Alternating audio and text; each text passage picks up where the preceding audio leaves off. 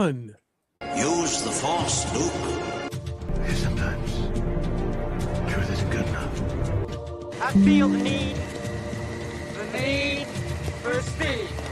Ray, when someone asks you if you're a god, you say yes! Because it's their time.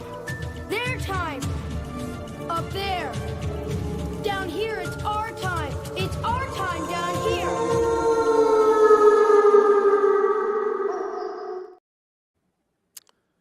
Daredevil is born again, and we have some thoughts on that show. Does it stumble back, or is it back in full force? We'll figure that out. Starfleet Academy loses its accreditation. We're going to talk about that. That's a bit of a victory lap coming up for sure.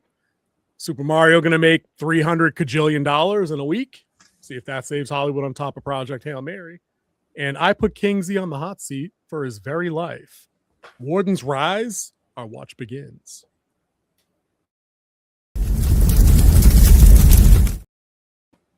Yeah, what's going on, boss? Hello.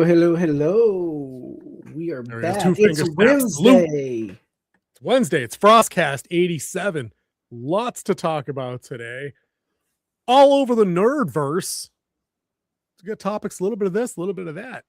The big one, I guess, I mean, maybe, dude, is it still a big topic? Is the MCU on streaming? Is that a big deal? Like, do people still care about that at all? Because I almost forgot Daredevil was even coming back. I think it still has some fan base. It's trying to make its comeback. Wonder Man was a great step forward. We had a little tease on that today too. Sidebar real quick. Wonder Man just got greenlit for season 2. Did not see that coming. No, I did not see that coming. Because it told a complete story. Good evening there, Pate. Glad you can Wooden Prime. Yeah, I was also concerns. I was surprised about that because it told a complete story. Yeah. And now they're going to rush the sequel because of how good it was received. Yeah. And I believe that it won't have the same heart, won't have the same attention to detail, and tell the same type of story that we all enjoyed in the season 1 of Wonder Man. But they could surprise me. They usually don't. I think that's the safest way to put it. I mean, really, the only thing I think a season 2 has going for it at this point on that show is the legit chemistry between Slattery and Wonder Man. Like those two characters together. Like they do the buddy duo. That was probably my favorite buddy duo of recent history until Grace and Rocky. Honestly, it really was. Like it was. Thank you. Goodbye. Not goodbye. Arm scrape. Yes, that was a little bit of shocking news there, but we're not talking about Wonder Man today because we're back on Daredevil. Season 2 of Born Again just came out last night. Dropped only a single episode, but next week is a double for some reason. Episodes 2 and 3 are coming out. Yeah, I could understand why they did that because they're trying to get that Daredevil or the Punisher. Yeah. Look at that. Yeah, the double D's. The black outfit right from Rip was a nice little creative choice. I think I like. Yeah, that. They did not wait to display the black suit with the double D's on there. Yeah, no, he didn't come in like the work boots and the jeans and like the flannel shirt for 6 episodes and then the scarf put it over his eyes. The scarf first, and then he only had the tactical pants, and then he wore the off-color helmet once. No. They hit you with both barrels to the chest quick and fast in the opening of the episode. And I thought that was good because we got some Netflix level violence in that first confrontation. That arm break was savage. It was pretty good. Yeah. The opening fight scene was pretty great. Always is. Always is with the show. And you kind of have to now. Like it's kind of set for the series. Is like that's what you got to do. You pull them in, and then you start telling your story. You got to set the tone. Daredevil's all about setting that tone. Like I think opening with like one of the vigilante trials in progress would have been kind of lame. Like honestly, like this is like snooze check. Like no, Daredevil's got to show up and rough some dudes. So it got off to a bit of a bang start there. Runtime was like just under an hour. So it was a nice little episode of TV. But I did actually do the phone time check a couple of times though. And that doesn't bode well for me. I don't know. How did you think it flowed? I don't even want to talk about the episode specific yet. How did you think it flowed? I think the episode went pretty well with Matt and Karen being back together as a couple. Their chemistry is great. I liked the throwing the Frank in there and making it a triangle, but that's a Disney trope on a lot of stuff. But Matt and Karen together kind of fits. Dude, I'm glad that Ivan, and what's up, Ivan, by the way? I'm glad Ivan brought that up early because I don't do the rewatches of these shows. Like once is enough for me. I watch the recap at the beginning of the episode because I need blanks filled in because it's been a year since we've seen this plus. How long after season 1 is this supposed to have taken place? Like, isn't this like immediately thereafter or like like weeks, maybe a few months tops, right? Not like 2 years, 3 years, 5, no, nothing like that, right? So when we left season 1, was he already back with Karen? Yes. Okay, so that was a thing. Okay, never mind. Because that was glaringly odd to me, and cool. I just didn't remember that was a thing. So if they're back together as a couple, fine. It doesn't do anything for me. I really didn't like the psychiatrist girlfriend that he picked up down the stretch. I have a couple of thoughts on that character later when we talk about other stuff in the episode. There, I agree. Your chemistry with Frank is way better. We'll sprinkle that in because my other reminder question that I need from you guys, and Ivan probably got photographic recall for this show. Pape probably does too if he watched. I don't remember if Pape watched season 1. He'd have to remind us in the chat. At the end of season 1, was Punisher still locked up? Did not the Kingpin still have him tied to a chair? So the bone, it was in the cage, and they dropped something, and he broke his thumbs. Oh, right. So he could be out. Yeah, we might get an episode. It's a flashback about him being out. That's right. I do remember that a little bit. Yep. So we'll see where that takes us. Yeah, that was the post-credit scene. I remember because I remember having to go back to watch that now that you said that. Yep. But I got a question for everybody, not just us. We have our poll question of the week, and it's Daredevil themed. And it's who is your favorite Defender? Is it Daredevil? Is it Luke Cage? Is it Jessica Jones? Or is it Danny Rand, the Iron Fist? Answer that poll question at your discretion, boys and girls. I've already locked in my vote. We're going to get to Ivan's question right here. And then I want to ask you about the flow of the episode for sure, because I want your take on it as a bigger fan of Daredevil than I all around. Ivan asked, why couldn't Daredevil take a break from Kingpin? I'm not saying forever, but he's literally been the big bad. He is a big bag too. In both iterations of the show, does he have the villains? Dude, totally has a rogue gallery. I think they're just trying to tell the Mayor Kingpin story and just get it done. And they wanted this was supposed to be a 18 episode, one season thing. Then they watched what they had, fired the director, and they're like, this is all garbage. Let me and Charlie take over this show, which they did. And then we got the 8 episodes with the footage, some of the footage that they saved and some reshoots. And it wasn't much. It was not much. Yeah. And then they're doing this one to wrap up this story. Now, season 3 started filming, I believe, last week. Yep. So season 3 is in production right now, which I think is great. They did the same thing with season 2. They started season 2's production right when they dropped season 1. So that way you don't have that much, no downtime. Yeah, and they can be every March you get a new season of Daredevil, which I'm down for. But they did say that this season will be the end of the Kingpin, Mayor of New York storyline. Okay, I agree with Ivan. I think he should go away for a while so they can. He just mentioned Bullseye. I was literally just going to say that. Bullseye could completely lead a season as a big bad, for example. I mean, didn't they have him do that in one of the Netflix series? Wasn't that was Bullseye season 3 of Netflix? Yes, I mean 100%. They absolutely he has a whole rogues gallery like all the other A-listers. They could absolutely pull some people. But King, you got to tell me more about what you thought of this flow for the episode, because it did run long, which I typically prefer. But I felt not checked out, but I was bored at a couple of points in the middle. What's your take on that? Well, you had to check in where everyone is. It's episode 1 of a new season. Where's everybody at the start of this season? And that's what we had to get through on this one. Now we see Daredevil, and he started the catalyst for the season, was the very beginning. Yep. And then we had to check in. Where's the mayor on this? Who's his cronies now?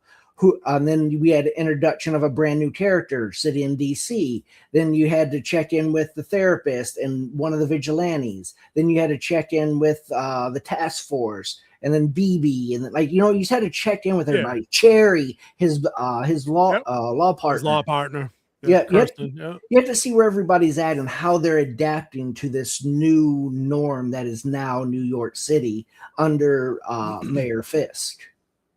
Yeah, and there's a lot of stuff we can pick apart there for sure. Or not even pick apart, but just talk about over the course of the season. The obvious themes that are going to be on display for this are going to be how closely does this show's story really want to lift from current headlines, about ICE raids and people being detained without trials, things like that. We've already seen a couple of small folks on social media that are involved with the show say this is obviously about that kind of stuff. But the party line from the MCU for a change seems to have told its majors not to make that equation. Like you can infer that, but do not state that directly, which I think is a smart move. Yeah, they did say that they took some of what was going on and people's reaction to it as to make it more real, but it wasn't their intent to make a political statement with the season. Right, which I think is wise, because they can make the subtle, nuanced, subtextual references to things, and that's fine. You can obviously do that. Like when the bar owner called the AVTF fascist in Greek, I'm like, okay, but that's her perception. She can do that. I wasn't obviously front burner thinking like ICE raid, because it's not the same thing. Like taking vigilantes off the street is not the same thing as doing anything like current day, like ICE raid kind of shit. It doesn't strike me as the same. And those guys are all vicious dick bags, by the way. I love to loathe the AVTF on this show. This show has some sleazy bad guys all around, like the mayor's first, not Buck, the other guy, like the deputy mayor. That dude's sleaze, and I haven't liked him for like 2 years. Yeah, he's that frat bro that you just. He's a scumbag. I hope he throws him out the window. He is a walking Me Too later. Yeah, 100% waiting to happen. He's gonna try to lay some moves on BB, and Matt's gonna have to rough him up. 100%. Lauren, hey, what's up? Lauren says Junior Mayor's already annoying, and I want to see Fisk turn on him. I think BB gonna throw him off a balcony. I don't think Fisk is gonna get him. I mean, it'll be cool either way to watch him get the melon treatment, but I don't think that's going to happen, but we'll see how that goes down. Yeah. So pacing issues aside, dude, I got to remember that this is a Daredevil show. It's not nonstop Daredevil fights. It never has been. I always want more. I wanted more last season, but I feel like this episode, we had 2 good brawls to start and to end. You know what I mean? They were like bookend fight scenes, and both of them were good. Dude, the Daredevil fight choreography is always top shelf on this show. Always. Yeah, it has been since Netflix. I think they brought the same guy back. So 100%. Really we talked about that last year. Mm-hmm. Now, dude, that first scene was great. The second scene at the ending in the apartment, also a solid little bit of like multiple combatants on one that avoids that trope to a large degree of why everybody waits to take a turn to take a swing at him. Like he's literally wading through 5-6 guys at once, reacting to shit coming in all the ways, including a bullet from behind him. Yeah, he's not giving them the opportunity to gang up on them. He's taking one out at a time. He's on the offensive while he puts them on the defensive instead of the other way around. Like when we see so many where it's like everybody comes at you one by one, especially in the wrestling world. Like they're both on the offensive set, but they come at you one at a time. It's like the Last Jedi throne room battle all over again. Like I'm waiting to hit Kingsley. I'm waiting. Nope, not yet. Got him. Like, no. Ivan says, not to mention they're starting to be way too close to our world superhero show supposed to be escape. That's been a complaint forever. Sure. But now they started this beforehand, before everything in the real world started. Like they started the Anti-Vigilante task force beforehand, and you already saw some of what they were doing and taking people without warrants, no body cams, no warrants. They already told you all about that. You know what a little interesting bit of the whole AVTF angle is there, and maybe this was like a fake news thing that Fisk was running. I don't remember. Maybe I didn't pick up on it, but they interview people on the street that all seem to have a positive response to it. Like, oh, it's good they're taking these animals off the street. I'm like, well, are they really doing the anti-fascist ICE immigration story if the people around you are happy that they're taken off the street, or is it's not a direct comparison because it can't be? Well, that direct comparison, if you had to make it to real world, it'd be more like when they interviewed the people in Washington, D.C. when he brought in the National Guard to bring down the crime rate. Yeah. They were all saying, no, I'm happy I could walk the streets again. I know my son's coming home tonight. Yeah, true. But I agree with that. I think that if you can be inspired by real world events, most good fiction has been historically that's a thing. It's not like Star Wars wasn't, inspired by Vietnam, or Lucas wasn't inspired by Vietnam and stuff like that. You just can't be on the nose and you can't lecture. You avoid that stuff. I don't care if you lean left. It doesn't matter. Yeah. It's like Trek leans left all the time, but good story is a good story. So I don't care. I mean, if you look at Professor X and Magneto, you got Martin Luther King, movement, right. And then you got Malcolm X. Mm-hmm. And even if that's, but again, it's not so on the nose as like they hang like a light on it that says I like. There's not like a name tag that says this. You know what I mean? Yeah. So it's like I'm good with that not being how that goes. I wanted them to punch a little harder in this show. With the ending, I don't want to spoil it for anyone. There was a character that looked like he was going to die at the end, and I thought it would have been really solid to definitively have him die at the end. And I don't want, I think they're going to pick up on episode 2, and maybe he is. You know who I'm talking about? There was a certain situation. I don't want to say any more than that. Yeah, I mean, I just got done watching it before we went live, so cool. I think they didn't do that because that would have been back-to-back seasons where he loses someone real close to him. Like Fraudy was season 1, and now this person. That would just been too much. I think it was a great way to introduce what they introduced in that scene at the end. Yeah. Well, thank you. You're welcome. This one's on me. Whatever the thing said. Yeah, true. True.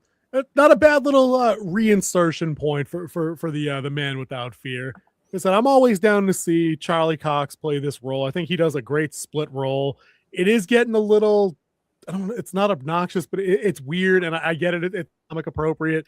Where like in the middle of his fights, he does the grizzly bear roar, like after he throws a stomp down, like dude's always yelling in his fights. Like I get that, but like it looks a little dopey sometimes. Yeah, well, I mean, even in the gym, you do that. It actually helps. It gives you that little more oomph behind it. It's been proven to actually help. I know. That's the key. I get that. I'm talking about like where in that last fight he stomped on that dude's hand, and then 3 seconds later, like bellowed up at the ceiling. It was a bit delayed. Like he's just big mad. He wasn't trying to summon power at that point. The power had already been expended. It just looked a little weird, but that's like a thing. What do you think of your buddy Matt Lillard in this show? That's an interesting little. Yeah. Kingpin's wrapped up in the CIA. That's we talk about the plot. The plot is Daredevil sinks one of the Kingpin's boats coming in through his Freeport. Free from government inspection, apparently, or whatever they set up. Government inspection is free from tariffs. It's free from everything. It's one of those special circumstances they had that dates back to like the 1800s, but it never. They named a precedent and all the good anti-piracy thing. They went about it. They set it up. It's legit. Legit to their show. I don't know if there's a real world equivalent. It doesn't matter. They set up their rule. They stuck to it. But the devil goes ahead and sinks a boat that's got like military grade hardware on it. He's gathering his team of investigators and lawyer buddies and Karen and everybody so they can bring this to public light, that they're going to hang this whole thing on Kingpin because it's his. He's in cahoots with whomever. They're trying to sort that out. But the Matt Lillard character is apparently an agency guy from the farm. Yep. You see, the company, if you will. So that's an interesting connection. I want to see where that goes. Now, you're a big Daredevil guy from print. Is that a character from print, or is this a show character? I am pretty sure. I'm going to go back and look him up. I have to look up Mr. Charlie. So we'll see here in a minute. All right, cool. Because I think that's an interesting way to go. Because then they made a big show in that scene in Kingpin's office where, like, the local government comes in, state government comes in and says, "Nah, we're going to have some oversight on this salvage operation and this and that." And the phone call comes instantly after Mr. Charles sits down. Yeah. And all that bullshit You're goes gonna away. want to answer that. You're gonna want to answer that phone call. And dude's like, "Oh, yeah, okay, yeah, no, we're good. Okay, yeah, I'm fucked. Okay." Click, hung up. Did you catch the name? It was a woman's name and it went by quick, and I wanted to ask you who that was because I didn't recall it. It was Fontaine. It's the one who created the New Avengers, the CIA director. Oh, okay. You could have just said Elaine. That would have worked better. Elaine Benes. Yeah, Elaine Benes. Julia Louis-Dreyfus. That's it. Yeah. That's fine. Did not pick it up on that. I wouldn't have remembered that because I didn't think she was great in Thunderbolts, and that's not even in my top 20. Well, she was in a few different movies. A few movies in phases 4 and 5 that I don't care about. You know, she could have been the lead character in Eternals. I couldn't tell you. I mean, doesn't mean shit to me. So again, but at least they tied her back in. They made that happen. So there's obviously a nice little government conspiracy tie into Kingpin, which is cool. You know, they can do some work with that and give Matt a whole different level of shit he's got to deal with. So what do you think about the alternative BB show? I like it because I like the parody. I like the taking the poke at Kingpin himself. You know what I mean? And I think she's good for it. I think that's a nice way that this character is upping what she's doing from running. Hey guys, this is the BB show and social media influencer. Like this is a little bit edgier. Yeah, you know, it's something that's probably going to get her killed. You know. So Mr. Charlie is in one issue of the comic books. All right. So I wonder how deep cut they had to get that character in there. Did somebody? What kind of chat GPT research did they run? Like, what's the most obscure character we could use? Yeah, you know? Because it's Matthew Lillard. I would do the exact same thing. Yep. I want Matthew Lillard in my show. For sure. Guy's talented. We'll see if he gets creepy, weird Stu down the line. And I think if they don't use an element of that, they've wasted him. Because I think that's like what people really know him for, is that level of like the insanity. For this type of show, I would say yes. Yeah. Well, it's a genre. That's what I mean. Like, I think that's his most notable kind of thing that he's done, you know, like around these circles. Dude, I have a nitpick with the show, and it's probably not what you think it's going to be. Because I think Ivan pointed this out last week, but Ivan, you can remind me if it was you and in what context. Somebody in our chat pointed out, we were talking about like harsh language and whatever we were talking about. And I think it was Ivan that said, hey, didn't that feel kind of out of place? And we were like, well, this one did, but this one didn't. Because it was contextual, but I don't remember what we were talking about. But that was the Lanterns. Oh, it was the Lanterns trailer. That's right. Thank you. Yeah. I think it was Ivan, but thank you for the reminder. The language in this show is bizarre. It's like they're trying to work in an F-bomb legit every 8 minutes. And I'm like, for whatever reason, it feels cringe as fuck to me when they do. See how I just did that like effortlessly? It feels fake when they do that. And I don't know why. And it's not because it's Daredevil, because it's always been rated R. What's it, MA-17? Is that what MA-17 due to violence? Right. And language and adult themes, and that disclaimer is like a fucking paragraph long now. But I mean, every time one of these characters swears, it feels like something that a younger writer wrote in dialogue to make it feel like they were trying to be edgy, that they were trying to be hip, as the kids are saying these days. And I'm like, you didn't need to drop an F-bomb there. It's unnecessary. Like, you got to save that for like an explosive bit of anger and not make every grown adult from every walk of life, whether they're a streetwalker or a fucking prestige lawyer, sound the same, because those kind of folks don't all talk the same. They don't. But everybody on this show does. Yeah, and I think it's back to that lazy writing that we talked about. They, like you said, they want to sound edgy. They want to sound like they're hip. So let's drop this cuss word in here, and let's drop this cuss word in here. And it's one of the things, and I tie everything back to everything else I watch. And watching wrestling, when they went to Netflix, they kind of got out of that PG era. And now that they're on Netflix, they can say what they want in their promos. Now they still bleep a lot of it out and stuff like that, but it kind of gave them free license to be more edgy as well. And one of the things Triple H is fighting against is them going out there and cursing just for the sake of cursing. Is like, if it's called for it, like a really big moment, then you could use it. It's exclamation. It's punctuation. It's not supposed to be noun, verb, adverb, adjective. Like, no, like pick your moments, throw it in there, Yeah. And that was one of the things, like, they don't want every promo to have a cuss word in it. They don't want when they're going back and forth, just two people cussing at each other in the ring when they're dropping their promos. They want the promos to sound educated and actually like these people thought this out. Like they actually feel this way towards the person that they're facing off against. Yeah, I just want to be clear. Like, I'm not over here clutching pearls that there was an F-bomb in whatever show. I mean, we're not talking about Bluey. Like, we're talking about a show that legit carries the rating that's in support of. Imagine if Bandit dropped an F-bomb. That'd be fucking great. I'm surprised they haven't had that episode in there. Have the talk where we had the bad word. Yeah, the bad word. I'll pitch the idea to Disney Australia. I'll get that in there. But it's like we're not clutching pearls over this. I just want to be clear. It's just when something feels out of place, it doesn't necessarily have to be a swap to a character that they did some bit of the lore wrong. It can be something mechanical, like how they have people choose to speak. Like I'm reminded famously of like the cutscene from Picard season 1 that everybody's used in videos for like 5 years now, where like the ranking lead admiral of the Federation says sheer fucking hubris. In no world would a Starfleet admiral talk to Jean-Luc Picard like that, because they're a fucking Starfleet admiral. Like that's just not that person. Yeah. It never was. It never will be. It'll always stick out like a sore thumb. So here, when it's any character engaging in a conversation, like I can feel it coming. I can, and the Oracle says it's inauthentic. 100%.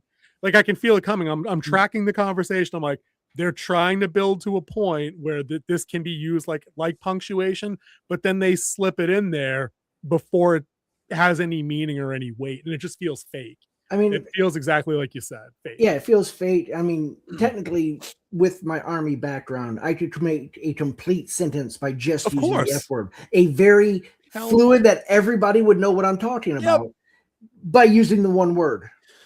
Yep, similar. We have a similar language in the hospital, 100%. But I talk differently to my coworkers than I talk to the brass, than I talk to pediatric patients, that I talk to grieving family members, that I talk to vendors or people. Could you imagine your bedside manner if you just came 100%. Up and it was like you just let your street talk out while you're trying to make them feel better? The only way that comes out is if I've already pre-screened the chart and I'm like, okay, we have a 23-year-old gang member here who's just finished up a 3-year sentence. Like I can talk to him a certain way in a certain situation after a rapport is built. You know, that's reaching people, that's meeting people on their level. Like a certain degree of that is what makes you successful, you know, but you definitely don't roll into an interview or a performance check-in or, you know, I mean, or anything else, any other disciplinary thing or team meeting or anything like that with that mindset. You can't. Ivan says, you're acting as if centuries old beings should follow the rule of morals. If I was centuries old, I wouldn't care one bit about rules of Rex. Who's centuries old? The Admiral. Remember, she's they're older. Centuries old. Dude, she's 90. She's 100. That's not centuries old. That's an old lady. But she's still a Starfleet. It's not how old she is. It's the culture she's raised in. Yeah, it's also Starfleet regulation that you were supposed to hold up the rules and regulations of the rules Starfleet. And regs should only, the rules and regs should only matter to mortals like Pike and those. Dude, the admirals are all human. They're all mortal beings. They're not immortal. We're not talking about the Fae court here. Like this isn't the Winter Court of Fae here. It's they're all mortals. They're all very much, they've progressed in a career in a military tradition that the king could talk about. You know, like that's what Starfleet is. They're if you read the Starfleet regulations, which it's out there, they've made the book. Cussing was eliminated by the Federation itself because it had improper and inexcusable meaning behind it. It's not supposed to be used. That's why when they did the was it not the Search for Spock, but the Voyage Home, the Spock and like Scotty never heard a cuss word before until they went to 1980s New York. Right. I'm saying, like, again, in the real version of Star Trek, like humanity has progressed to our better selves across the board. You know, that's why those are the better examples. But after centuries come on, consequences. Your timeline is all off on this one, my friend. It's not 400 years. It's 400 years later in the timeline, but the values of the Federation are the values of the Federation and of Starfleet. Like go back and watch any Trek you want that isn't Starfleet Academy. I can't stress that enough. And just watch how it functions. There's a level of decorum, respect, humility that goes along with being in those positions, especially high command. I would stop at Nemesis. I think that would be Nemesis. I wouldn't even watch any of the movies, to be honest with you. That's the worst first movie. 4 or 5. Nemesis is terrible. I'm talking about the shows. Like go back and watch how Kirk and Picard and Sisko address superiors. And Sisko's a great example. Sisko's a perfect example because he hates command in most cases. Klingons aren't immortal. They're all mortal. They all die all the time. Immoral, not immoral. immoral. Yeah, immoral, not immortal. Okay, all right. immoral could work, but he then says aliens. Also true, Klingons can swear all they want. That would be fine. But Starfleet is Starfleet. It's mainly a human organization that has extended the olive branch and like peacekeeping and like diplomacy to other races to bring in other races and species from federated space. And those cultures are then absorbed in, but they're still all governed by the uniform code of military Starfleet justice. That's a fact. That's just how that is. Like that's world building that's just implicit and always has been. That's why Tarantino could never write a Star Trek. Right, dude. Right, exactly. Q is a perfect immortal being. I mean, Immortal's 400 years old is old. It's not immortal. But everybody that's in like the Federation, like the creatures that are within Starfleet, if I've always seen them growing up, are always beings that have similar lifespans, intellectual capabilities, physical capabilities as humans. Yes, Vulcans are smarter, Klingons are stronger, they all live a little longer. I mean, that's true too. They only matter to Boy Scouts and Starfleet officers. That is the Starfleet tradition. I mean, if you break the regulation and you lose your job, and then you get court-martialed. You're cast out to the furthest colony because you no longer fit within proper society. Yeah, do what you want. But listen, we got to get Ivan like a recommended reading list of good tracks. That way we can offset these awful misconceptions. Yeah, like was it Discovery was horrible? Section 8, whatever. No, we should call it Section 8. Yeah. Are you telling me Kirk always followed rules and regulations? That's why he got demoted. And that's why he got demoted. No, it's not always about following the rules and regs. Otherwise, you can't have a plot where people have to go off the reservation to get things done. But the decorum part, here's another good example. The complaints that we typically have with Starfleet Academy, not to put too fine a point on another topic coming up, or maybe this should just be the segue. The problem with Starfleet Academy is that every character is ostensibly the same. They're all a bunch of emotional invalids that can't do anything under pressure. Like they all overreact. They're all melodramatic. They can't get anything done. What you need is a group of people that are competent, and then you have the outlier. You've got the one character that has to pull their shit together to fit in to get things done. The way Starfleet works through 4 of their best series they've ever had is everybody is the top 1% of the top 1%. They're all competent. They all understand the chain of command. They all understand how things work. That way, when there's a deviation from it, it requires effort to get things back to balance, to complete the day, to solve the problem. You do notice that there's no Marine Corps in the Starfleet Academy. That's where they send all the people who can't get things right. The Starfleet Marine Corps. Right. You know, you got to feed them crayons and keep them over there in the corner, and only break in case of war. Yeah, Starfleet is the top of the top of the top of the top. Starfleet felt very. You're half as young as we are, then, my friend. And if that feels relatable, that works for you. That's fine. That works. That's great. That's a wonderful thing. It's still not right for Star Trek. Yeah, it's just not. It breaks all the traditions and lore established by the show of what the Academy is supposed to be. Yeah, it's breaking its own rules by making that show. 100%. The Starfleet Academy should have been a group of overachievers that didn't have special powers, which is stupid. Like, it's not X-Men First Class. That's dumb. And First Class was great. That's not supposed to be what Trek is. It was supposed to be about the brightest kids learning how to be their best selves as they move into positions of command on Starfleet ships. And all the kids that go to the Academy won't be getting the best berths and the best assignments to the best Starfleet vessels. It's competitive. It's like that for a reason. It's called an OML list. Right. Unlike the last person to graduate in medical school is still called doctor. They rank people based on their scores, their athletics, the stuff that they're looking for, their PT score, their competency, the way, and of peer view, especially if you're looking at anything of high command. Their peer view is really how they take things, and then they break them down, and everything's ordered. The best assignments go to the top people. The worst assignments, if you're at the bottom, you're going to end up at the Fort Polk of Starfleet.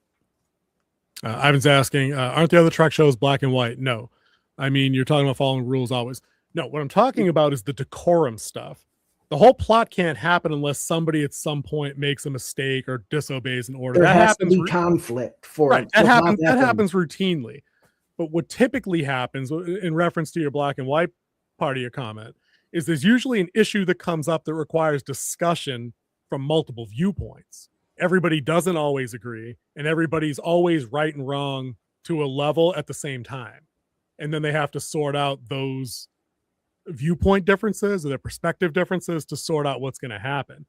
But yeah, no, people disobey rules from unseen commanders all the time when they decide to go in and we have to violate the prime directive this time. Well, of course that stuff happens.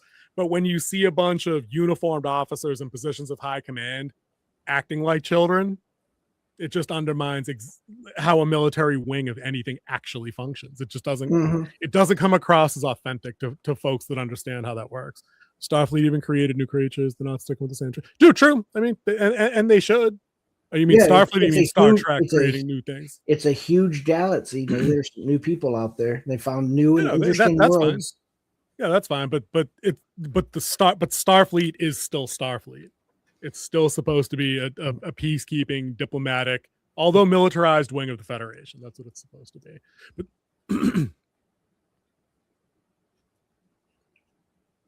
no, God, no. No, not at all. Starfleet Academy season 1 ended with science winning. I would have preferred a big space fight as out the normal track. No, not at all. Not at all. And that's usually something sciencey that gets them out of it. And that's the benefit of having shows like TNG and DS9 that can run for 7 seasons apiece with 30 episodes. You typically get a science-based solution. The first one that they really had where gunfights were getting out was Voyager. Yeah. And I think then DNG blasted their way out of a couple things. DNG, they had the first real battleship with the Defiance.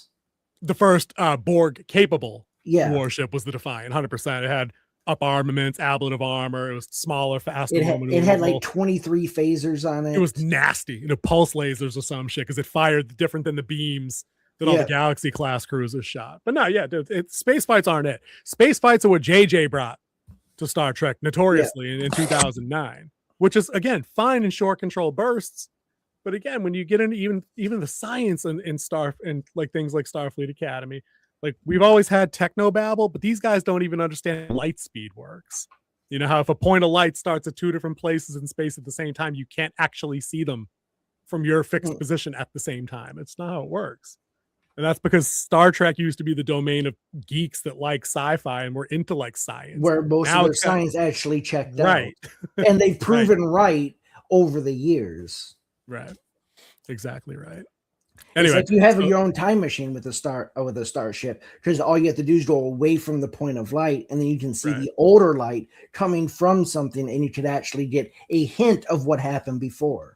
That is the beauty of warp speed. But let's finish up Daredevil. Yeah, let's finish. Oh yeah, we on. So were we still on Daredevil? I thought we were still on Daredevil. Look at the background. Oh, never mind. Hold on, wait. Ivan says one more thing. They mentioned the lasers in Star Trek are only blue and green. Why not red? The lasers in Star Trek are only blue. They used to be gold. In TNG and DS9 and Voyager, they were gold. Yeah, I couldn't tell you. I didn't notice in Picard what color they were. And I watched about 10 minutes of Discovery and bailed right the fuck out of that. I think they did have a couple red ones. I think the red ones were more connected with Klingons. Oh, yeah, that's right. That's right. Yeah, disruptors are green. That's right. Disruptor, the Klingons and the Romulans had green shit. That's right. Yeah. Yeah, that's right. Good call. I don't know why. It's probably just the energy base that they use. What else did you have on Daredevil? Let's wrap that. You're right, dude. We're going long on. We just got segued, and I still have more on Starfleet. Yeah, we have more on Starfleet coming later. So let's pivot back to Daredevil so we can finish our review. I think this season, episode 1, is going to set up a nice season if they follow it. Because one thing, and you said you want to talk about it later, and I want to talk about it now, and that is the Doctor. And the doctor, how she kind of is falling back into her trauma, and she's seeing the Muse everywhere. And if she becomes the new Muse, I think they use that cheat Muse better. So somehow that she becomes the new Muse and she becomes the true Muse. Now, as a fan of the book and and when I say book, clearly I mean like Daredevil. I don't just mean like a particular issue or whatever.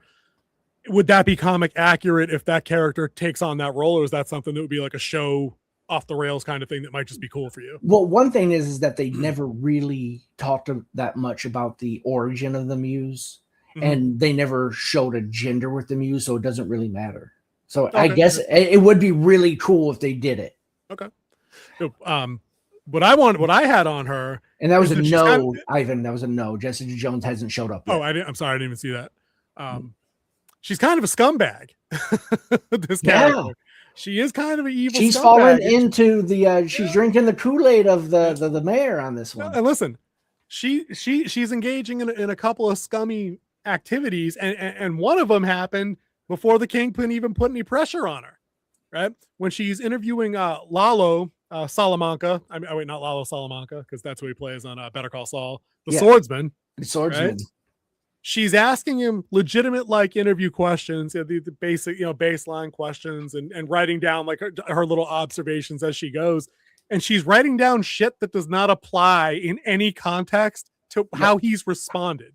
Right, like she wrote down. I can't remember the first thing. Hostile. Hostile was there and hates authority. Yeah, and I'm like, in no way, shape, or form has any response this man has given, whether it verbal or body language, is indicative of these responses. So is she writing shit down because she's so psychologically fucked up from the issue with the Muse? Because I think she was writing shit before she even saw Muse behind the swordsman. Yeah. Or is she just writing shit down? Yeah, when she saw the Muse behind, that's when she went in like, you're nowhere. This isn't Rikers. This isn't there. We can make you disappear and cancel it if you're not healthy enough to. Which is my second thing. I'm like, this woman legit told a patient in custody undergoing a psychiatric evaluation that she can call these dudes in outside the door to hurt him and nobody will care. I'm like, okay, you instantly need to be losing the license to practice because you're a scumbag. And then we get to the part later on where she's compelled to change the answers to his question to make him look like a psychopath. Do you ever feel like you're possessed by evil spirits? Yeah, false. And then she didn't even, it's pencil, number one, which is the best part. Yeah. And then she doesn't even erase the whole thing. Yeah. Because there was still a mark there. And then she definitively marks the true. And I'm like, I kind of hate this broad. I really do. Yeah. And I'm like, she was wearing on us in season 1, and now she's this. She's another one of the slime balls that I mentioned. I think she could be a really good bad guy. And no, they're not actually. They haven't gone that direction. It was just me speculating based on what I've seen. Yeah, that was just the case. Right now, she's only seeing the Muse in images and reflective surfaces. Yeah, and you know when she's about to do it, they do a half Dutch tilt. Yep. They hit you with one of those. Yeah.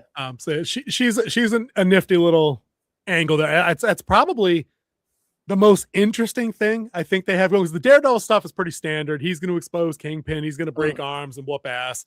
The law firm stuff, I need that to go somewhere with his partner quickly, because I don't want to waste 2.5 episodes following her legal shit unless Matt's directly back involved with it.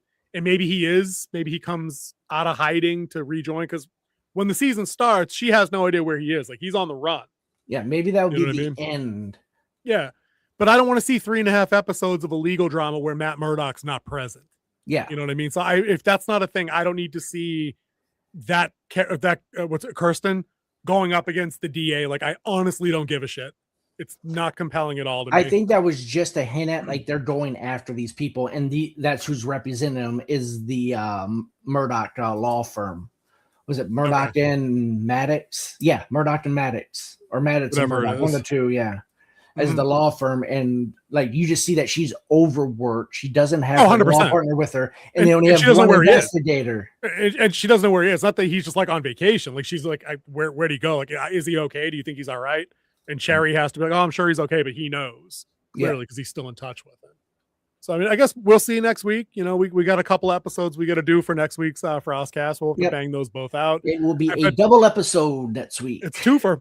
And I think that, we're always saying here, episode 3, when we've got 8, right? 8, 9, 8. 3 is pretty much a make or break. If they haven't really locked me in by 3, the last 5 are going to be a slog, and 4 at the halfway point. I think the end was pretty cool in this episode too. So I'm looking forward to episode 2. Yep. And like I said, no direct spoilers, but Matt gets some help late when it looks like bad things are about to happen. Because let's just say he's briefly demasked. We also, with what I sent you with next week being a double and the rest of the schedule, and then you see the Punisher show. They actually finally named it. It was called Punisher One Shot. because it's a one episode thing. Now it's called Punisher One Last Kill. You sent that on the Book of Faces? I got to go back and Yes. check that again. Okay, I'll go back and check that because we have to work that in whenever that's coming through. And that's going to be, that would technically be episode 9. Oh, okay. All right, so it's going to be after the show's full run then. Yep, and then it's the very next week after. Oh, okay, no worries. We'll catch that then. I seen that. I was asking if we did see Project Hail Mary. Yes, we did. Yes, we did. We did. Then the Oracle says the Oracle says though we're going to be discussing in a minute. Are we? Is that a thing? We will be planned? Probably. You know, we go down some rabbit holes. We do, but I kind of want everybody to go watch the video that we did on it though. Yeah, which I was about to plug. We do have the review video. It is dropping at 10 a.m. tomorrow. Sorry for the delay. Editing took a little longer than I thought it would. Still working the kinks out of my new machine. I was having some issues with video and audio, but the render is good. I double checked that twice. So nice. The render is good of it. So it will be released tomorrow at 10 a.m. Yeah. You'll see a Facebook post about it too. So since Ivan was kind enough to express the interest in it though, I think it's safe to say if you like the sci-fi, you should probably go check it out. Yep. We'll save the specifics. So we could talk money real quick though, again, for folks that are we just do it real quick. 150 worldwide or something like that. Big domestic gross, gonna leg out because the word of mouth is way up here. Yeah. Way up here with how that's it's very positive received on the tomatoes. Everywhere. Yep. All right. Nice background. Check this one out. It's right from the movie. That's what the background looks like on our review that comes out tomorrow, 10 a.m. Go watch it. Hit that like button. Hit the hype button if you get that hype ass, because we need some hype points. Amaze. Nice. Slapping. That's the best. Dude, when dude shows up and he's got like the semi-looking hula skirt in and like the seashell earrings and shit, that's going to sound wild out of context if I haven't seen the movie, but it's a pretty good scene. Well, it's close for special occasion. I'm like, oh, all right, that makes sense for exactly what you are. That's exactly what you would be wearing. Nice. I'm really glad that they had the showing that how they eat too. I did not put that in the review. Great so scene. I'll get that now. Great scene. Pretty funny in the book, even funnier on screen. In real life, yeah. It is beautiful. Best. Oh man, that's the best. Ivan says, do you think Spider-Man will show up and share scenes with Frank similar to how they look in the trailer for the movie? I bet not. And I think that's going to be mainly because of the way the agreements work between Sony and the MCU to put Spider-Man in particular things. I don't think they'll ever put him in a series. I don't. He can punch across. I don't think he punches down. It's the same reason why you'll never see a Kingpin in an MCU movie. Yeah, if we're not counting like the original. Oh no, I mean Daredevil was in Affleck. Was an MCU. Was that technically MCU or was that Fox? That was Fox. Never mind. What? Affleck's Daredevil movie. Kingpin was in that. It was just Michael Clark Duncan's version. Oh yeah, that was a Fox, Fox Daredevil. Yeah, but that's not MCU. Yeah, that's what I'm saying. That was Fox Daredevil. So yeah, you're right. That's not. So yeah, that. So yeah, big white dude in big white suit. Probably not. Yeah, they've. Just how the agreements work. D'Onofrio was talking about that. Yeah, dude. What was next? Mario. Oh no, not Mario. Starfleet. Starfleet. Oh, okay. Pivoting back to the bad news. Yeah, just real quick. So I'm gonna go ahead and do the. I got a little screen grab. Wait, you don't have any for that, do you? No, I don't have anything for that. Okay, hold on a second. I'm gonna boomer my way through this again. Stand by. And here we go. Yep. So you get the second season that they bought up front, which makes sense. They spent all that money to front load, build sets, and they had some pretty impressive sets with the this and that and the other thing at the Academy and the ship and everything. But that's going to be a wrap. I think it's to nobody's surprise. I think it has a 22 on the tomatoes. It's pretty low, dude. It's pretty low. It's not Acolyte low, but it's trying. Yeah. Well, it failed to gain any kind of audience at all. This show only cracked Paramount's own internal top 10 once and didn't crack it for either the pilot or the finale episode. Like, that bodes really poorly for a show that costs what this show costs, in terms of drumming up a viewership. But I think what adds insult to injury for this show and for any of the shills that are out there, and I'm not referencing Ivan by any stretch, because he's always been nothing but friendly and respectful and all that. So, I mean, people that literally want to try and come at you for not liking something.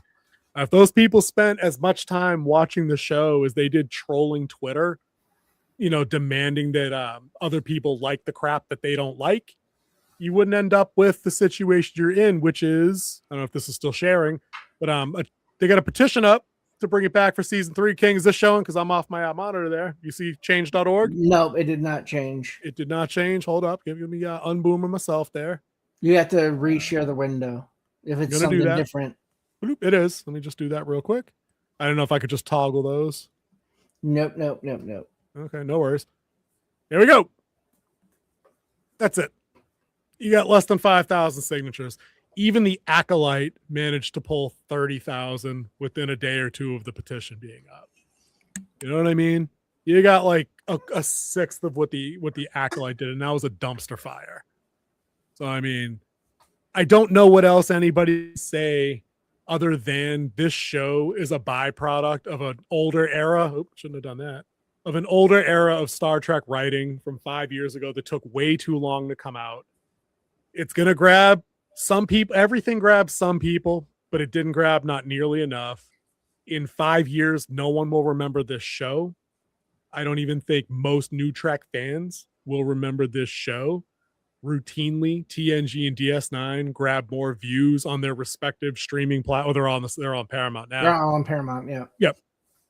There are more review videos and first-time reaction videos to people that are a generation or two younger than we are, reviewing Inner Light, reviewing Best of Both Worlds, reviewing Encounter at Farpoint, like the pilot episode of TNG, than anybody discussing in review circles New Trek, particularly Starfleet Academy. You didn't even watch minute 1 of this show, right? You didn't bother even checking out the pilot. No, right? Like, Section 31 was enough. But I did, Section 31 killed me. That was bad. Ooh, I can't believe we got talked into watching that too. Yeah. But I had to roast that. That was a long time coming for me. Yeah. So I forgot where I was going with that.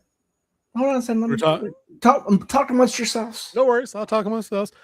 So I wonder if it's now in Trek's best interest to take that same time off that King's always talking about that Marvel should take off and see what happens in 5 years. But I don't think we're going to get that either. I think we're going to jump right back into something under new leadership and see what they can churn out. King, make your point before you forget it again. So I did not watch it, but I did see it come up on my news feed. When you swipe all the way to the left and has like the Google News articles on Androids or Pixels, and I have a Pixel.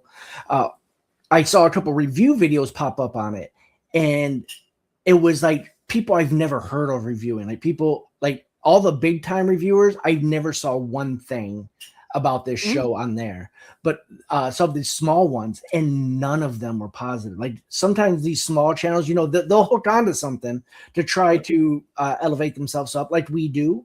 That's what you do. We hitch our ride into MGM because we are the kingmakers of MGM Plus. Absolutely, put them right on the map. Yep. So some of us who are struggling to become people like Neurotic and Critical Drinker and stuff like that, try to get that monetized number of 1,000 subscribers.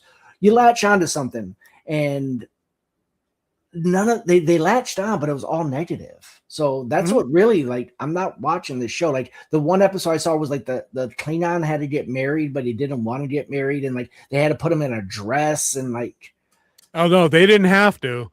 That was a creative decision to put that character in a dress and make him the pacifist, nonviolent one. Yeah. And that's what I mean. You could tell that, dude, there's a story here. The concept of Starfleet Academy is solid. It doesn't have to be Glee. It doesn't have to be Harry Potter at Hogwarts in space. It could have been an intelligently written show. And Ivan, don't take this the wrong way, right? It could have been an intelligently written show about those overachieving kids around different kinds of staff members. Maybe you've got the overly rigid one. Maybe you've got the one that's more kid-friendly first, but still has a job to do. You've got the one rebel outsider kid that's struggling to fit in, but, he is really top of his game. He's the best pilot there because he's afraid of nothing. You know what I mean? There's all these things you could do, but within the first 15 minutes of episode 1, all it is joke after joke after I swallowed my dude, that's the dumbest fucking line Star Trek has ever written. Somebody wrote that and got that through edits, got that through quality, got that through the studio. And that's the producer who put the money up. Dude, it's embarrassing, dude. Embarrassing, right? All that, you could jettison all that shit out of an airlock and you could have had a solid show about them kids and the decisions they have to make that gets into the competitive nature of what being at that level would actually be like. You could touch on some dark ass themes. You could work drug use into that real easy. You could work somebody, self-deletes because they can't hack it after they failed. You could have Dead Poet Society, that whole thing.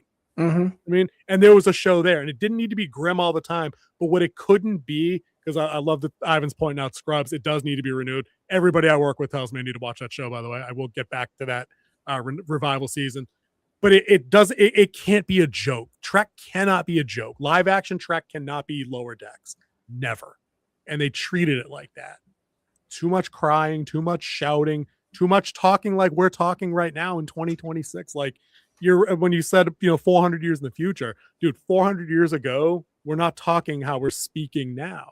So 400 years later, things would be more refined. It would sound different, but it sounds like they picked any 8 random people from any random coffee shop and stuck them around a fucking table, and they sound just like we do. That's wrong. That's not right for Trek. You can have that show, knock yourself out. You can have that show, but it's not what Trek needed, and the ratings reflect that. The ratings absolutely reflect that. And that's all I got on Starfleet Academy. Now we go to Mario. Now we go to Mario. Something that is going to make it all money.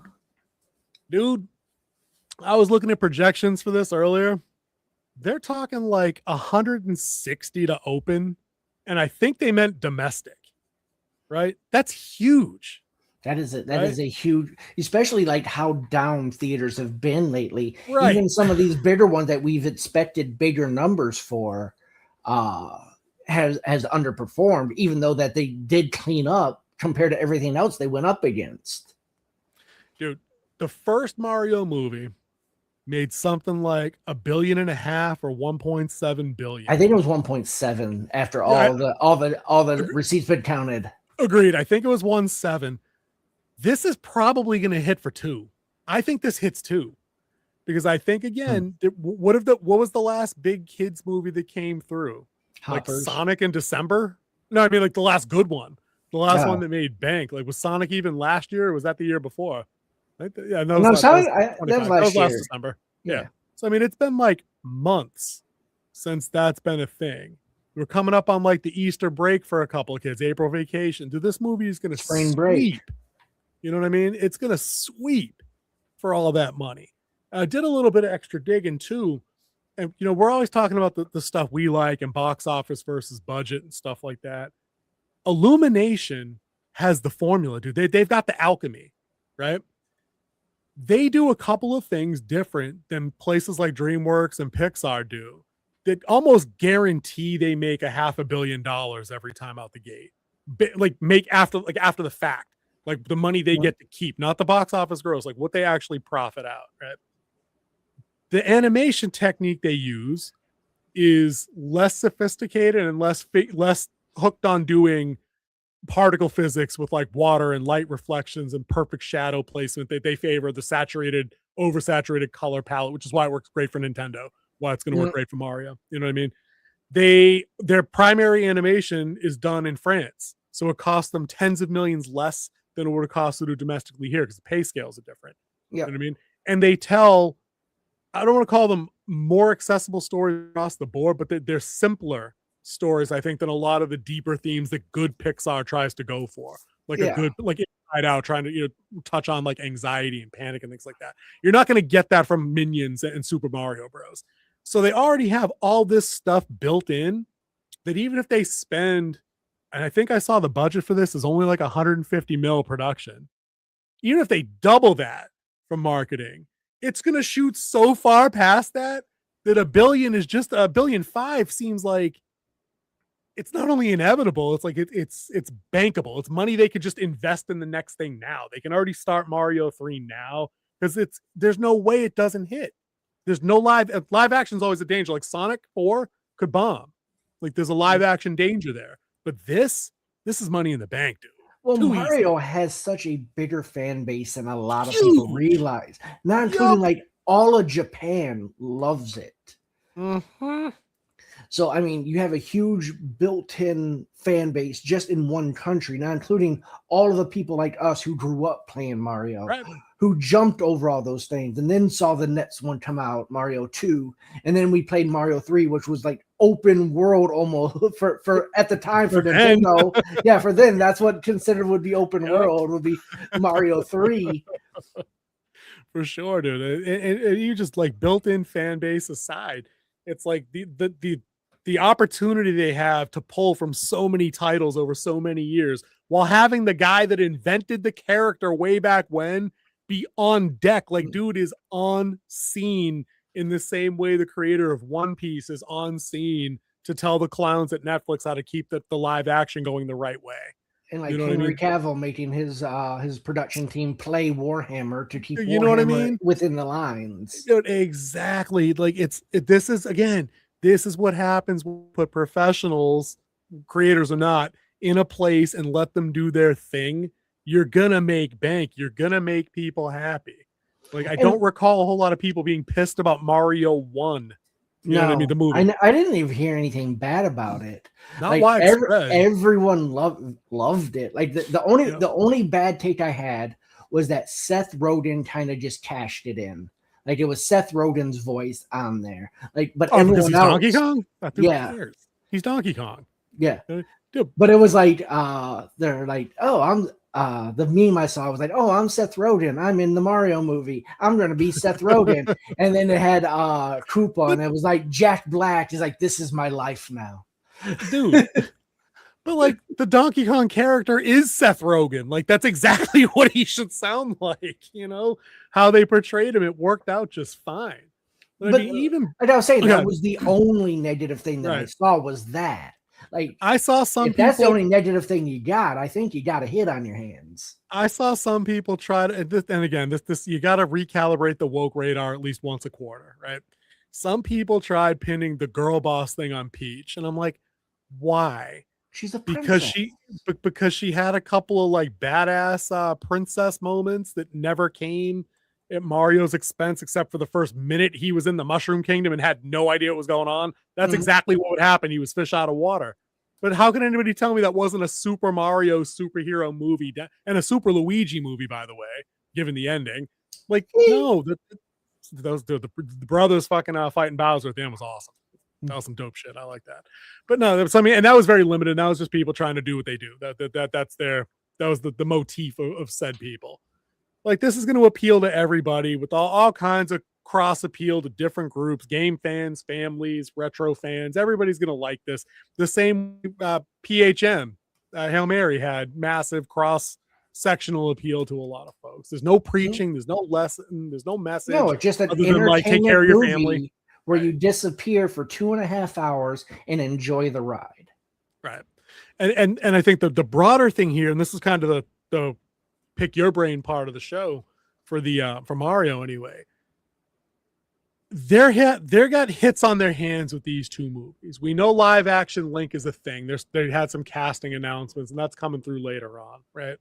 I heard today while looking up the numbers on the Mario Galaxy expectations that there's talk of the Donkey Kong spinoff now, and I'm like, bankable. Like, how does that not make money? Why, I don't know why they don't have a Mario Kart spinoff. Dude, and that should be a whole movie by itself. Yep, 100%. The tournament, just like the game.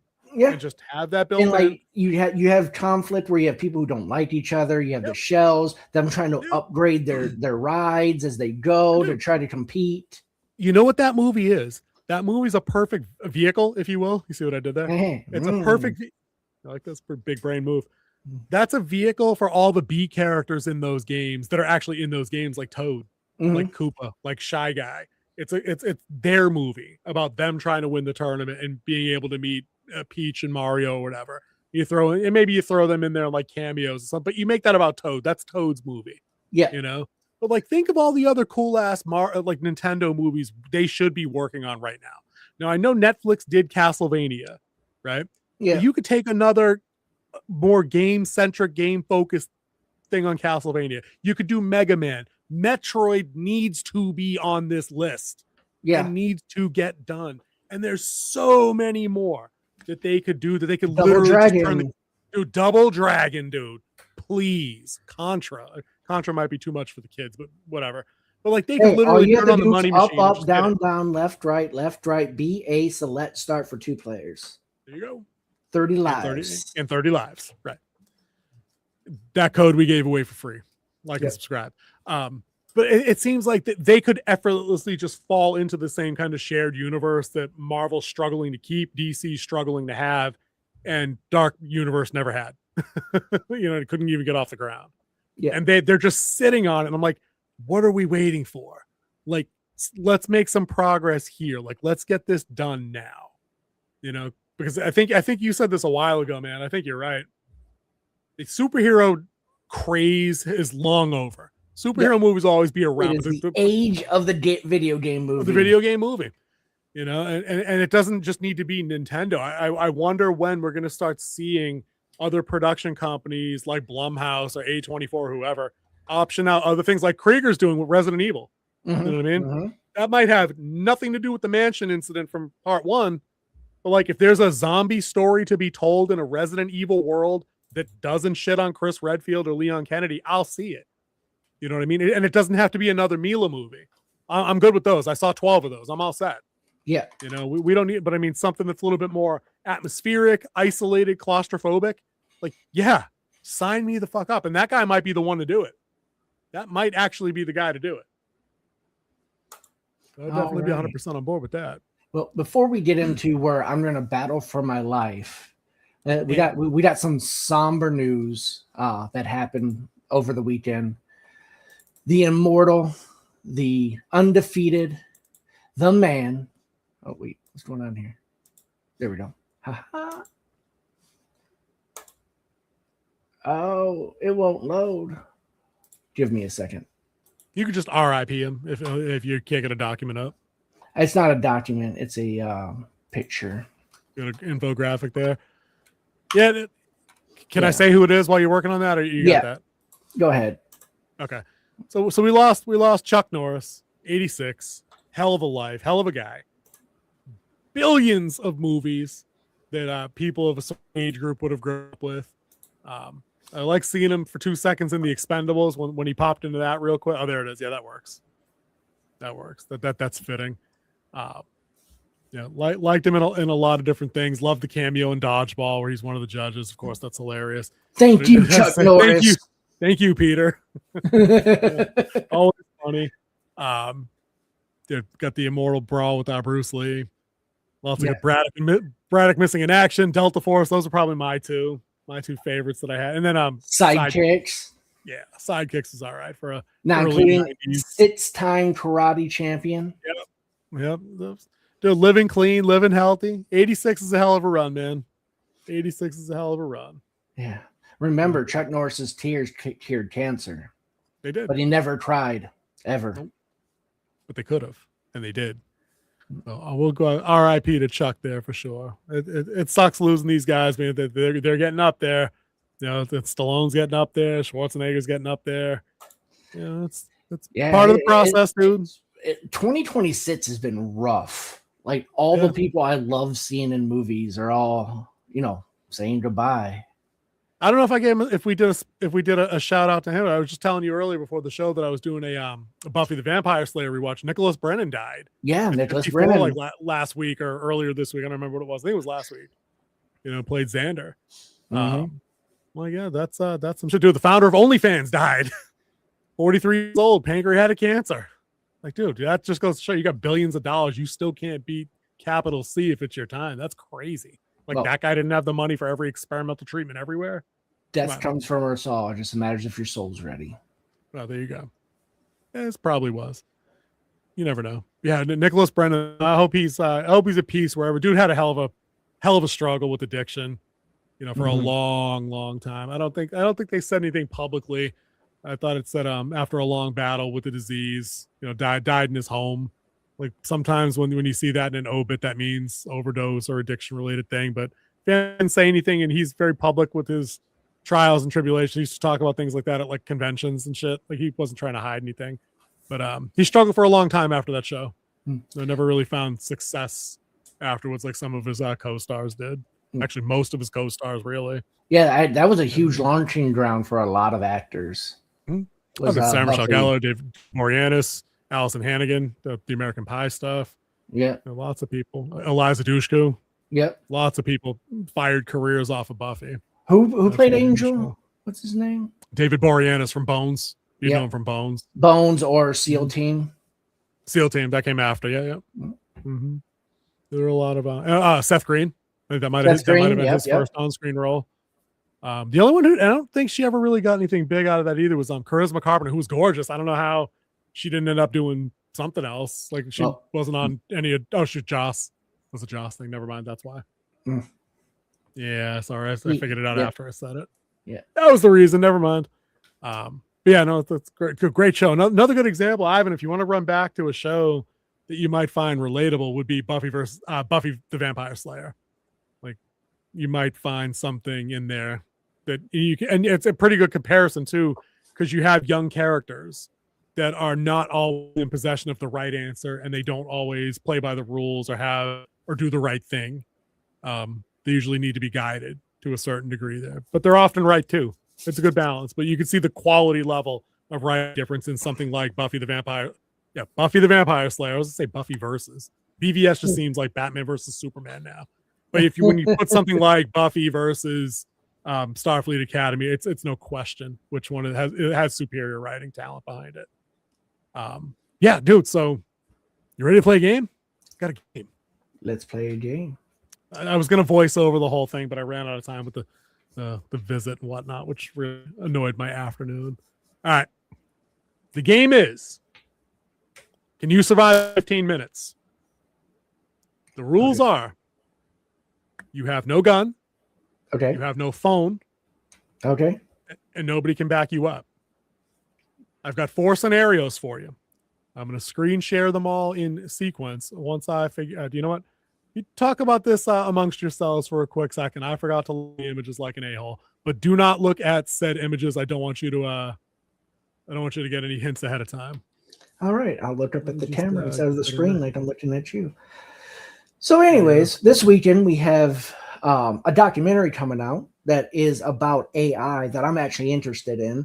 I am looking forward to it because it takes on the question, is AI here to help or is it here to hinder? And based on studies that I've been talking about all week that baffled me, is that for the first time since life began and they started tracking this, the generation, the current generation has less cognitive memory and association or cognitive thinking than the generation before it. For the first time ever. And a lot of it has to do with how much people rely on screens, Google, AI to get stuff done. Did I see the Moana trailer? You mean The Rock with his nightmare fuel hair? Yes, I saw it. It does look pretty good. I think they did a pretty good job capturing Moana in a live action. I will be seeing it when it comes out later this year. Nope, didn't need that. Whoop. Or that. We got pictures everywhere. Got pictures everywhere. I don't know why those went to the screen, but hold up. Keep vamping on Moana. All right. Yep. I think the music alone would carry Moana because it has some great Polynesian music. I think it was written by I always mess up his name, but it's like Lin-Manuel Miranda. The Oracle was gonna course correct that if I didn't get that right.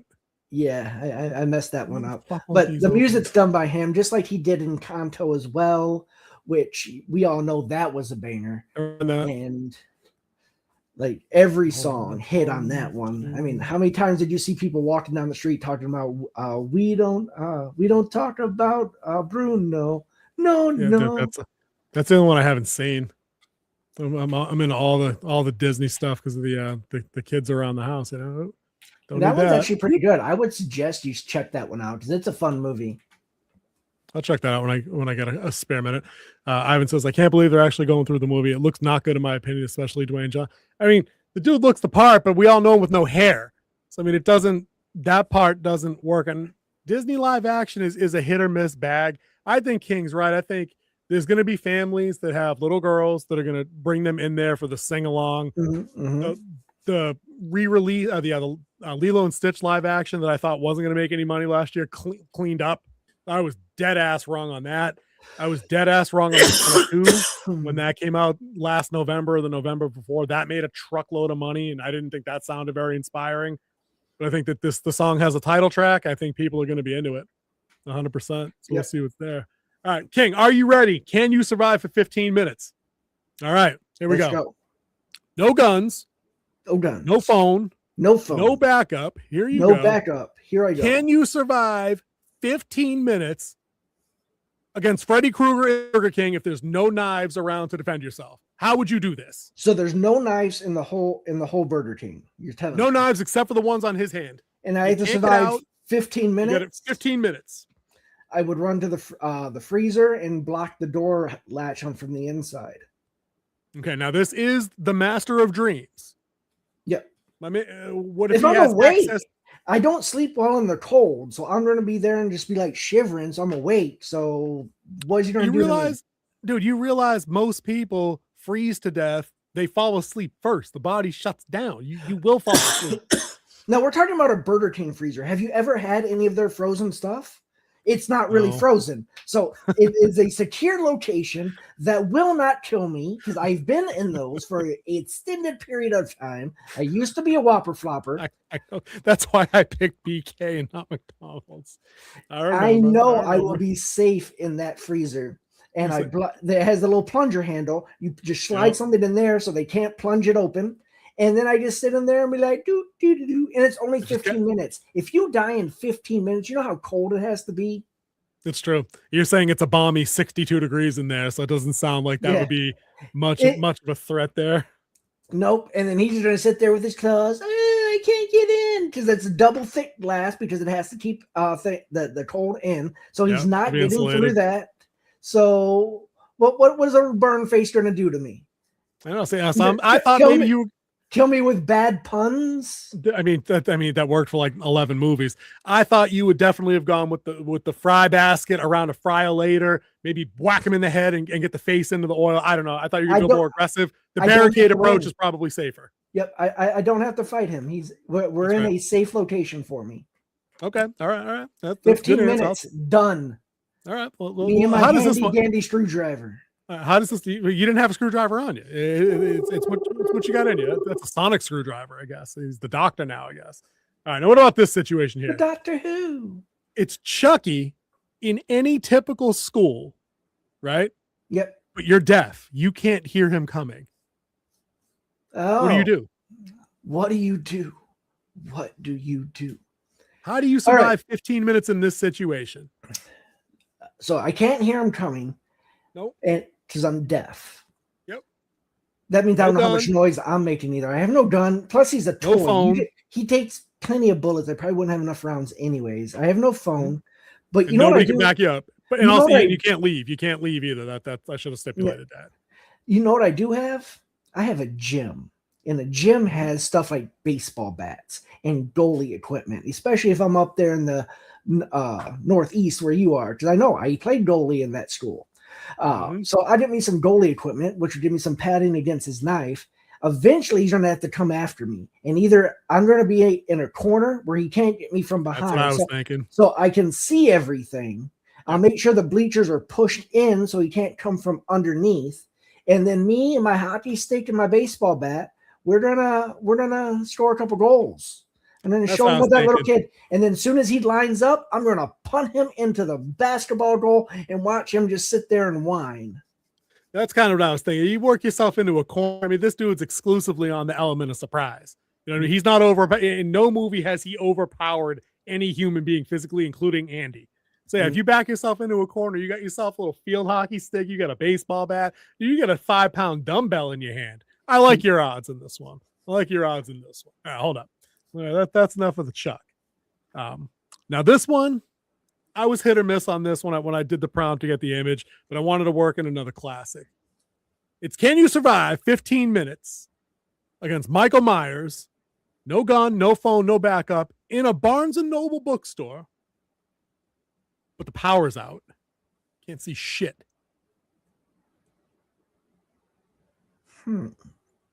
This one, I think this one's tricky. This one will be difficult. Like it'll be a lot of. They just said nope. Because one, we know guns don't kill Michael Myers. Nope. Dude, the dude unloaded a shotgun in him in the last one. Evil lives. Dude, Loomis shot him 6 times. I shot him in the heart 6 times. Rest in peace, Donald Pleasance. Yeah. So there is no fighting him. It's pretty much evading him. Got to be evade. Can't fight. You have to be silent. You have to rely on your tiptoeing skills. Now, is this a 1-story or 2-story Barnes and Noble? It completely slipped my mind that they even had those because I've only ever been in one. So let's call this a 1-story just because up here that's mostly I think what we have are the ones. All right, this is expert level. Shit's about to get Metal Gear Solid right here. So I would find something I could pick up to throw. Like you said, no weapons. Like a book, perhaps? I need something bigger than a book that makes a lot more noise. So maybe something behind the counter, like a stapler or something like that. They sell toys too. A box of Legos makes a lot of noise. That's all I have to do. I'll get the Legos, lay them on the floor, and just watch him try to walk through and go, ow, ow, ow, ow, ow. Caltrops. No, I didn't say he was barefoot, dude. He's usually got them boots on. That might not help you. Yeah, it would be an early warning. All right, but back to the original. So I would go down one of the bookcases and have him do his normal search, which he will do at his very slow pace. And then actually, I just have to really walk just a little bit faster than him because he doesn't run. He just walks at a really slow pace. So just stay in front of him as we slowly walk around the store. 15 minutes is just. So you think maybe if you stay in front of him, but you're walking backwards? Yeah. And just stay at a very slow pace. Like he's staying, he's going to stick with you. I like it. Pape's calling the audible here. You need to get to the coffee shop. You need to get at Starbucks and grab a knife. Dude, I think that's a good way to die. Honestly, because I think we've seen people try to take the kitchen knife out of the rack and go at it, and it does not work. You have there you go, Pape. That's what I was going for with the stapler. Throw it down, have him come in, and then push the bookcase over on top of him, pin him down, and that would get me my 15 minutes. That's what I was going for with the stapler. I mean, I don't know if you're going to get. You're not going to get 15 minutes out of one bookcase. The dude's supernaturally strong at this point. At that point, it's like that game, Dead by Daylight. You're just gonna have to loop him around and knock a bookcase over like every 6 minutes for like three cycles. Because you get the first one on him, then you run to the other side and you get the second one on him. That's Dead by Daylight. You're looping, like you said. At that point, that's all that is. But I think that's the way to go. I think incapacitation is the play here. You definitely don't want to straight up fight. No straight up fight, you lose. Going weapon for weapon and going to the coffee shop and trying to get a knife. You've seen too many times in the movies. They've actually tried it. They will trip over either going over the counter because the door's locked, or they're going to make so much noise looking for the knife and knocking over whatever a barista needs. The pans that are hanging up on the rack and shit. Yeah, no, that's a good way to die. That is a good way to die. It's going to draw too much attention to your space, and stealth is your friend in this. Okay, true. All right, last one. Now, this one gets a little bonkers. All right, let me remind you of the rules. It's no gun, no phone, no backup, and you can't leave. Can you survive 15 minutes against Jason Voorhees in a 90s sitcom family house where gravity is wonky? Yes, because he would freak out because he thinks he's drowning. Ooh. Interesting. But he's still there. He's still there. He'll kill you. And all he wants is his machete back. Never referenced Jason X on this show. But also, that was an awesome movie. That was the best line in the whole thing. It's okay, guys. He just wanted his machete back. I know. You know what seriously the worst line in that movie was? Is the chick that got sucked through the hole in the wall said, "Oh, this super serious sucks," or whatever she says. I'm like, oh God, I like this movie, and that was awful. Oh yeah, Jason X, 100%. Jason's been to. Oh wait, yeah, no, he's been to space, so maybe the lack of gravity wouldn't. There was artificial gravity on that ship. That's true. They did have, and he was never a 0G'd inside. He was outside at the end, but I said wonky, meaning it's gonna come and go. Oh, you like fizzy lifting drink Wonka style. Yeah, he's gonna float for a minute, and then maybe you hit the ground, and then it gets half as much, and then twice as much. You're twice as heavy. If anything goes, it's wonky. You get that? Okay. So now what do you do? I'm living in a 90s sitcom house, 90s sitcom family house. What do you do?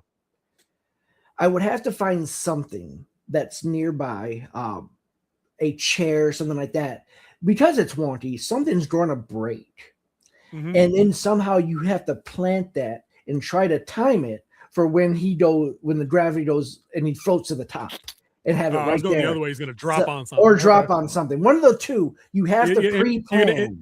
Impale him on something is the play. Yes. Dude, that's a tough one. I mean, how much sharp shit's laying around in a 90s sitcom family house that you can like impale? I said, something has to break. Like a chair, when it falls, the chair breaks. Okay. The TV back there you could use. I could also use the banister there, break some of that the beams on the banister. Balustrade, yep. Balustrade, yep. Use some of that. But also in this one, keep distance, because once again, a very slow walker, unless you watch the new Jason where he actually runs in between his slow walks, which I thought was very nice. Side note, I agree with you on that. I think we need to kick off a new playlist about second chances for movies that I might not have liked 20 years ago when they came out. And I'd put that movie right at the top of that list because I've rewatched parts of that and like how they've expanded on what the character actually is. I like the survivalist doomsday serial killing can run after you and set trap shit. That works. Yeah, because it still fits into the Jason lore. Yep. And it has him where he has like these shortcuts underground. The tunnels. Yeah, that's what I mean. Around. Yep. I'm digging it. Now, paper references, the Married with Children house, throw Bud at him and use Kelly to distract him. Might work. When I came up with the prompt idea, it was actually the Married with Children house that I was thinking of. Absolutely, that's the one I was thinking of. Well, there's nothing in the fridge, so you can put them in the fridge.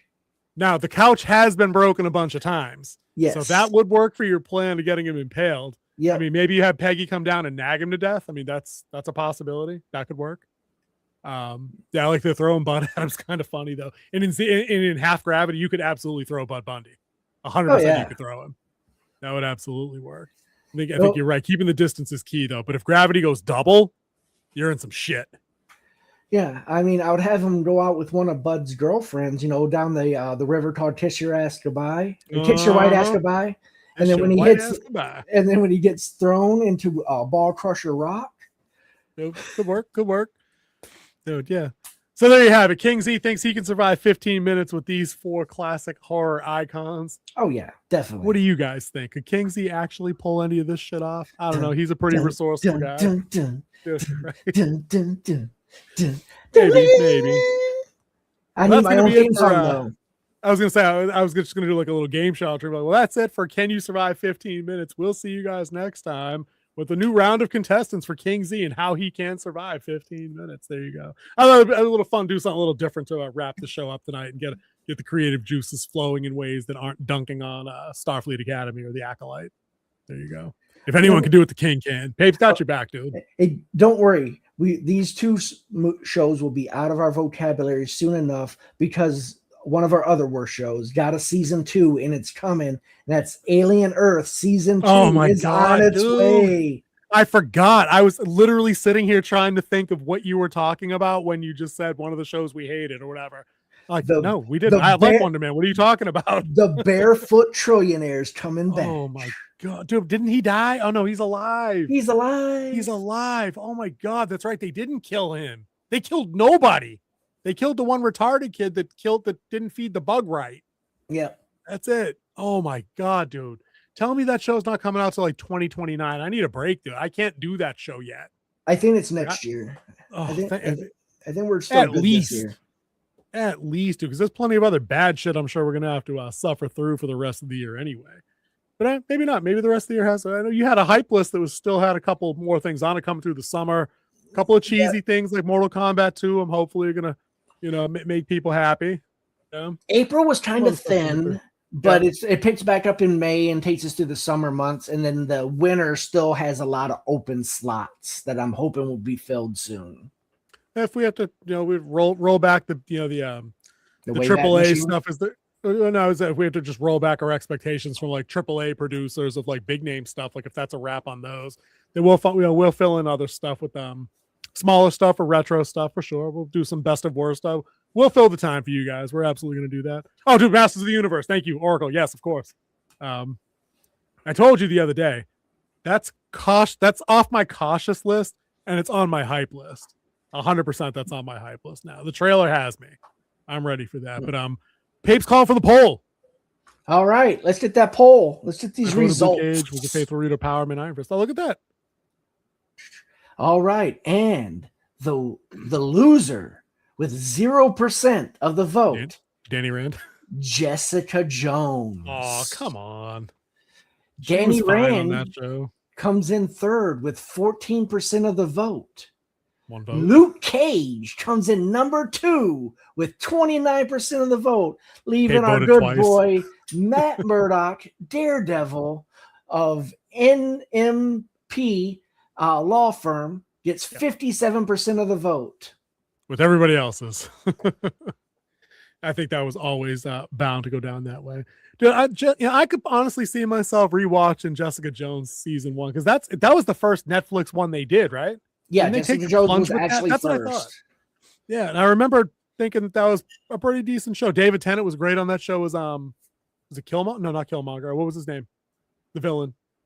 I never watched Jessica Jones. Oh, damn! I thought you watched it. No, he had like mind control powers. He played like an intense psycho villain. He was good. But that show was all right. I think David Tennant is a underrated villain. He could play a villain pretty well, but everyone wants to see him as the good guy. So. I mean, he's got some real life TDS going on. I don't care what he does these days, but he was a good doctor. He was probably Kilgrave. Thank you, the Oracle. He's a good doctor. Probably my favorite doctor. I think I preferred him over Smith for my run with New Who. But yeah, dude, do we have anything else, or should we roll up out of this piece and plan for next week? Mine rewatch would be Luke Cage. I like Luke Cage. Sure. Did that get a season 2? That got a season 2, right? Yeah, it got a season 2. It ended after season 2. I think I jumped off on Luke Cage and Jessica Jones halfway through both of their second seasons. She got one too, I think. Yeah. Yeah, Daredevil got 3, and all the other ones got 2, and then there was the team up Defenders. Iron Fist got 2 seasons also. Yep, they fit Danny Rand in the second one. Oh, that's right. You said that the other day. And I don't even remember Punisher season 2. I remember you were telling me about shit about who the villain was. I was like, I don't remember any of that. Yeah. Maybe I didn't watch. There was 2 seasons. There was 2 seasons of Punisher. But technically, season 2 of Daredevil was technically season 1. So technically Punisher got 3 seasons. Huh. Oh shit. The talk of them. That's right. It's the best that any of the shows have done. Yeah, them 2 on the roof, them 2 together. Like even in Born Again, them 2 in that one small scene. Oh, the apartment battle, like at the end. No, when you just mean they're talking. Yeah, they're talking when he shows up at Punisher's little hideout area. Oh, the underground, the pun cave. Yeah. Yeah, and they're sitting there having their little back and forth. So and again, that's what happens when you put talented people in the same place at the same time. And a focus on that doesn't suck, you get those kind of scenes people talk about years later. That's all we're after, really. So 2 more things before I say goodnight. Housekeeping. We were watching Daredevil today, and one of the things Oracle pointed out about Daredevil is that Daredevil only has himself to blame for everything that Fisk is doing if he didn't jump in front of Bullseye's bullet. Yep. He is 100% responsible for everything that's happening in New York. Fact. And number 2, what was my number 2? Oh man, I remember that one. I forgot my number 2. My number one is that Matt Murdock got that security guard killed still. And then he killed those 5 guys on that ship. Yep. And he's like, oh, the first mate of the boat's like, Captain, there are men down there. I'm like, yeah, because Daredevil fucking killed them all or fucking knocked them all out. You guys are sinking the boat. So that's 5 guys he killed. I'm like, cool. I mean, I guess so. Maybe Fisk is right. I don't know. I don't have to kill you, right. But I don't have to save you. But this isn't Batman Begins. And we were just talking about some guys that make, some cash under the table to pay their rent. And, not the Kingpin. No, she shot him in the face. And he had surgery. And it didn't kill him. Yep, he had experimental surgery. Yeah. And it was stupid. But still, somehow, Echo, not the worst Marvel show. Yeah. It's still Secret Invasion. What's worse, Secret Invasion or She-Hulk? What's worse? Oh, no, She-Hulk, hands down. They did not twerk in Secret Invasion. That's true. I mean, they did try, and they actually tried to tell a not completely stupid story. And they did have a good villain, but they just did nothing with him. Yeah, no, he could have been big. Yeah, that could have been some shit. True. Yeah, no, She-Hulk probably definitely the worst. Though. Yeah, never mind. I take that back. There's no question. Also, Samuel Jackson was not fired. She was. True. Also, good point. That's even counting some of these shows that I just don't care about, like Hawkeye. And my number 2 is you're talking about like when you put talented people in the same room and let them just do their craft. Oracle sent me a reel where it was they were talking about Tom Holland. He was talking about his audition and everything like that. And like he thought he had it because he came in there and he said he couldn't remember everything. They gave him like a 9-page audition. Usually it's like 1 or 2 pages. So he kind of just went with it. So they brought RDJ in with him. And RDJ brought in Iron Man. Yeah. And he was doing all he never read the script. He was just going off on his own stuff. And Tom Holland's like RDJ. He's like, what I learned that day was 1, you'll never beat RDJ. But 2, you can ride his coattails. Yep.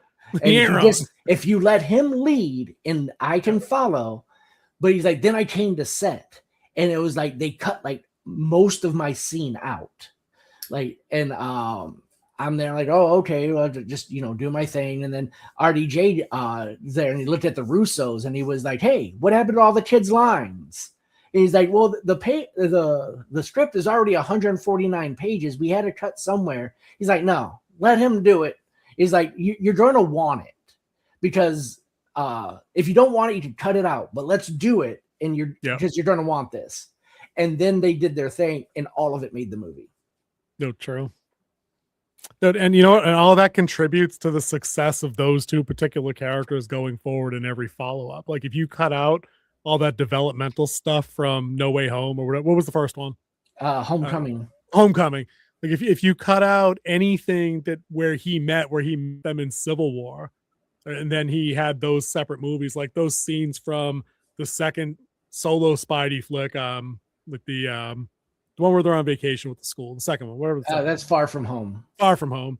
Like that bit where he's estranged from him a little bit. He goes, if you cared, you'd really be here, because he thinks it's just the iron suit via Tony's voice, and Tony steps out of the suit and fucking backs him the fuck off. Like that only works if you kept all that building, that connective stuff up front. That's one of my favorite scenes in all of Marvel, where he shows up like Big Daddy here to solve this problem now, son. Yeah, I'm taking the suit back. I can't do it without the suit. If you're nothing without the suit, then you're nothing with it. You didn't deserve it in the first place. So that's why that whole scene is brilliant. And then you need that, of course, to get to the Infinity War scene, which literally destroyed souls across the planet. Yeah, which was all ad-libbed between them two. Yeah, but that only works because they had already built themselves into that spot where if they were still wait. Tom Holland ad-libbed his final words of "I'm sorry." That's fucking brilliant of him to have figured that out. Then good for him. All the kudos and respect in the world. Brilliant decision to apologize as you're dying. He was only supposed to just fade away in his arms. Yep. He did everything else. Apologizing broke Tony Stark then. Fact. It was that. And none of that works if, like you said, if they had trimmed out all that other stuff that allowed them to build that chemistry. So good for them. And that's why that worked, and everything after that's been awful.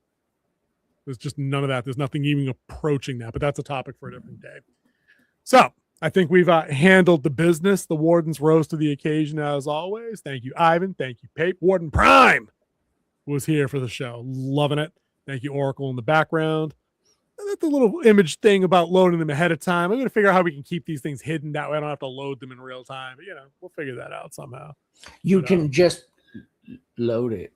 Like, you could go there and you don't have to load it beforehand. You can just go, like I did with the Chuck Norris one. Like, I didn't load it beforehand. I just went and pulled it up, and then we talked about it right then. Then you just go and pull. You just did it. It's the same process. You just don't have to load it beforehand.